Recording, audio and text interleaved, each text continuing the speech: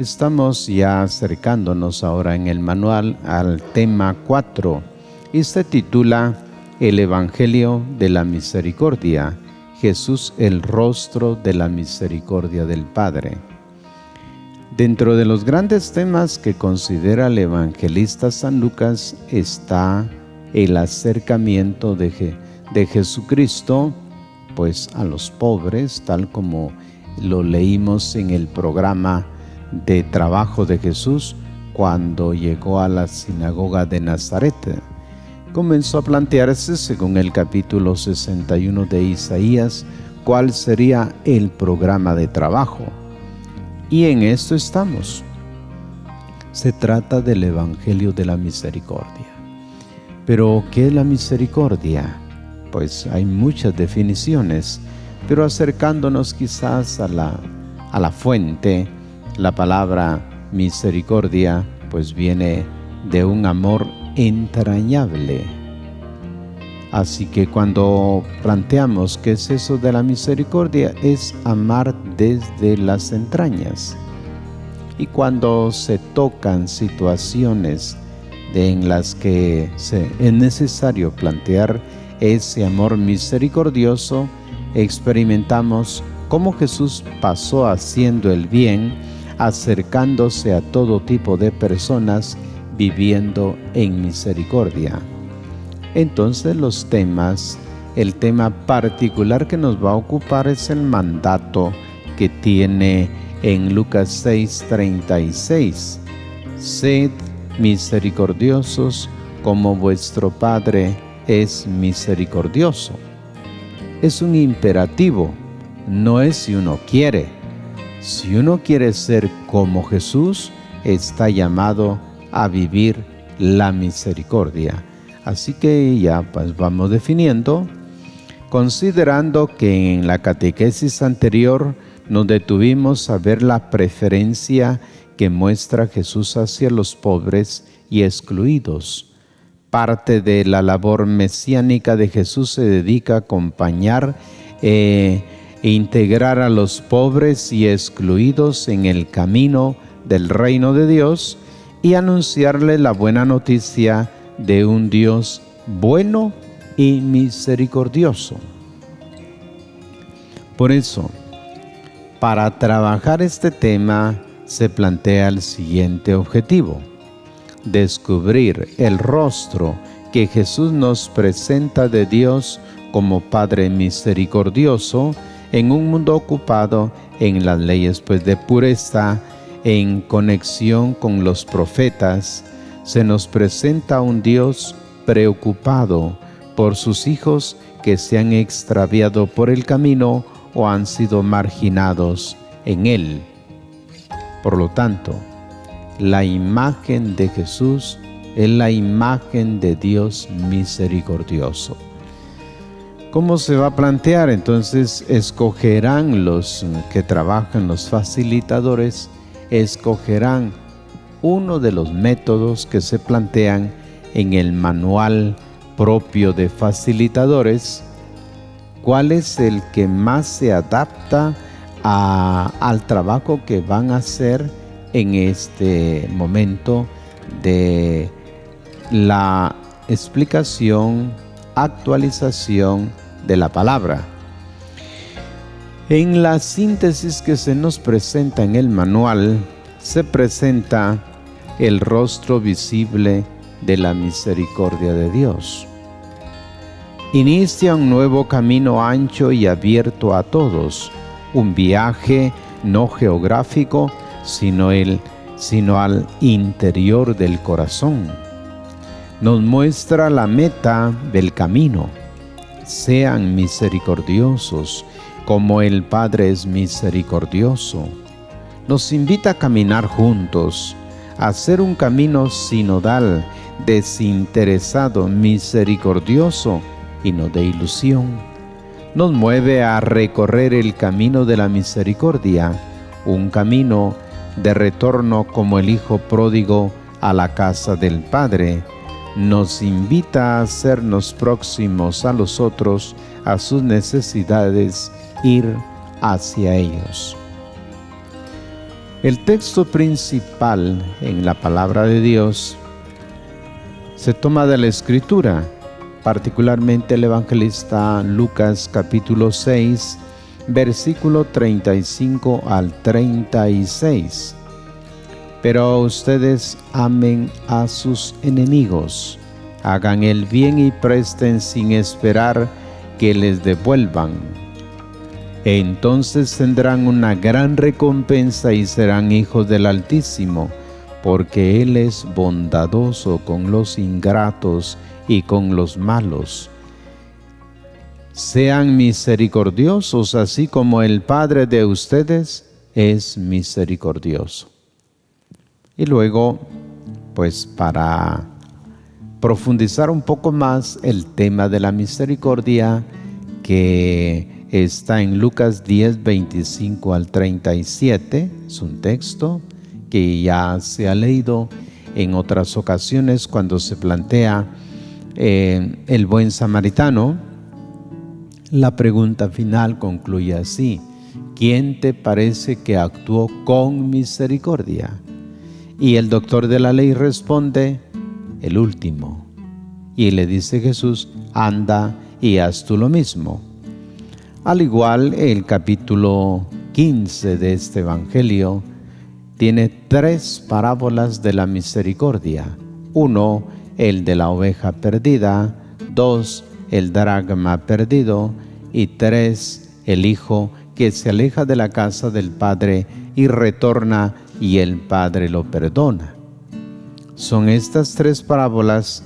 Todos estos textos bíblicos pueden ser leídos, consultados para profundizar sobre el tema de la misericordia. Ahora bien, la palabra misericordia, rehamín, ¿verdad?, que es la palabra hebrea que significa un amor entrañable, amar con las entrañas.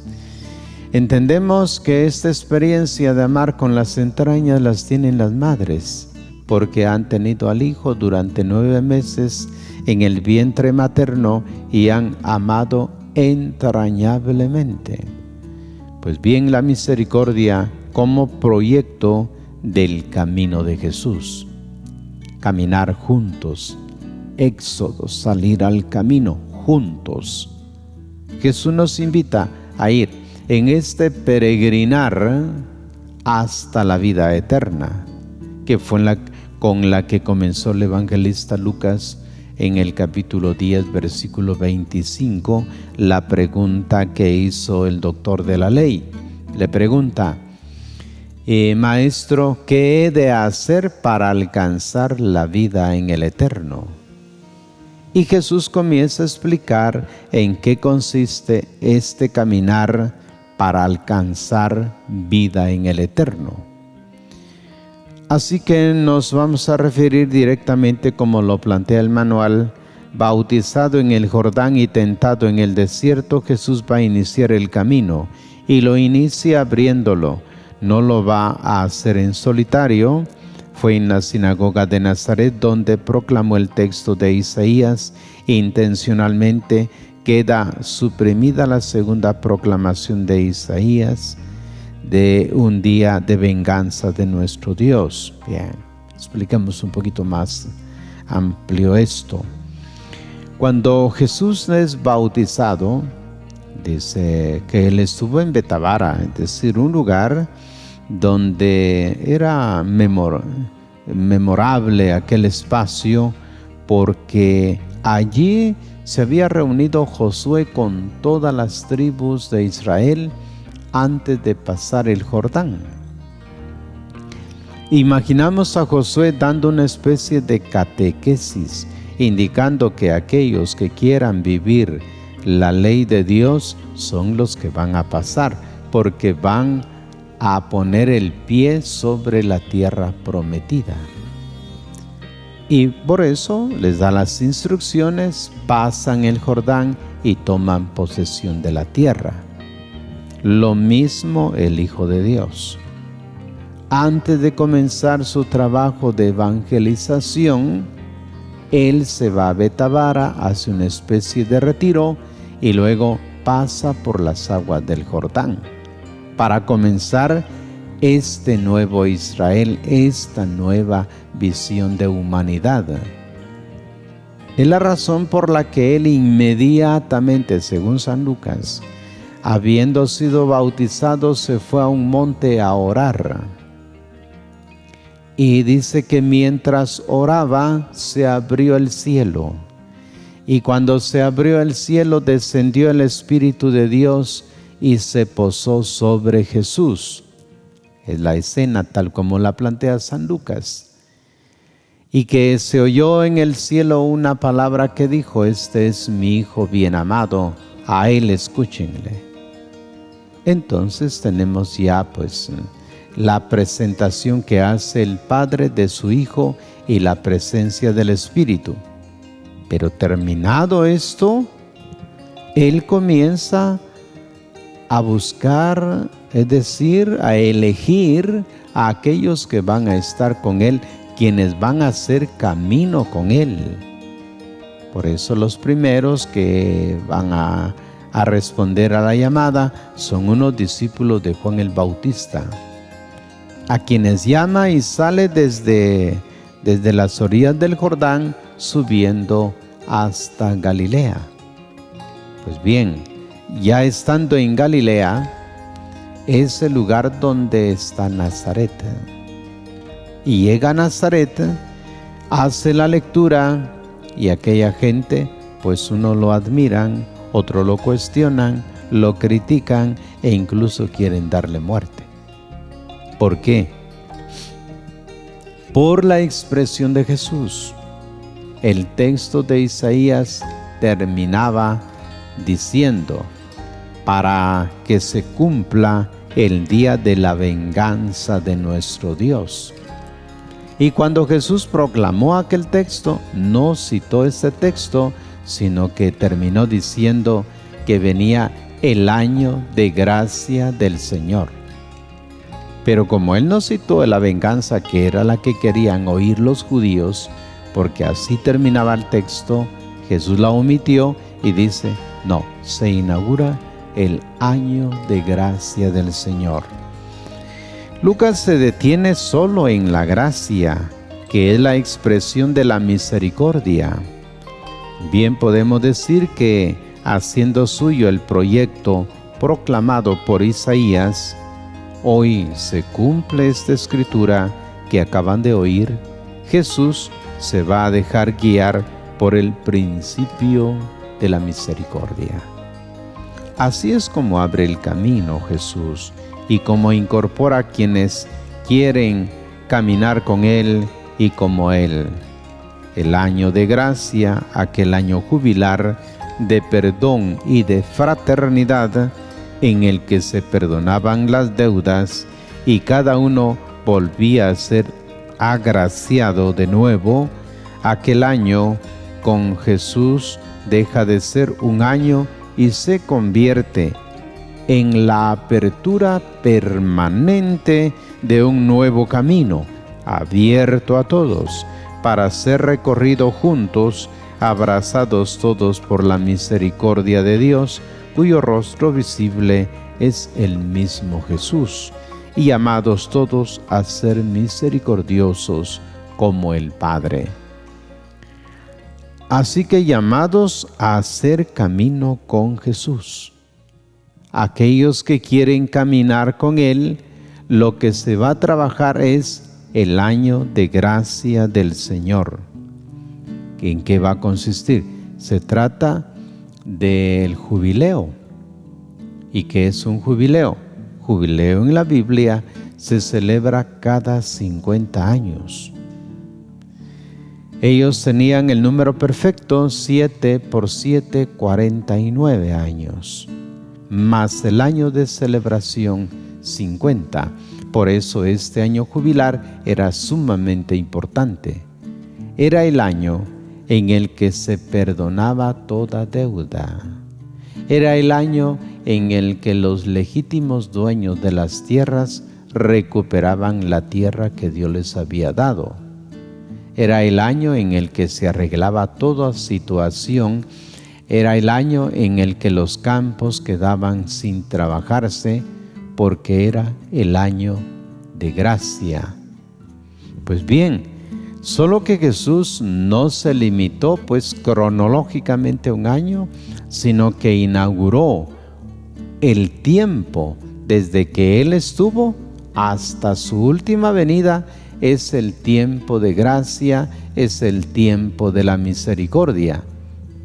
Es aquí donde nosotros vamos aprovechando el espacio y el tiempo para agraciarnos, para recibir esta misericordia y para saber compartirla.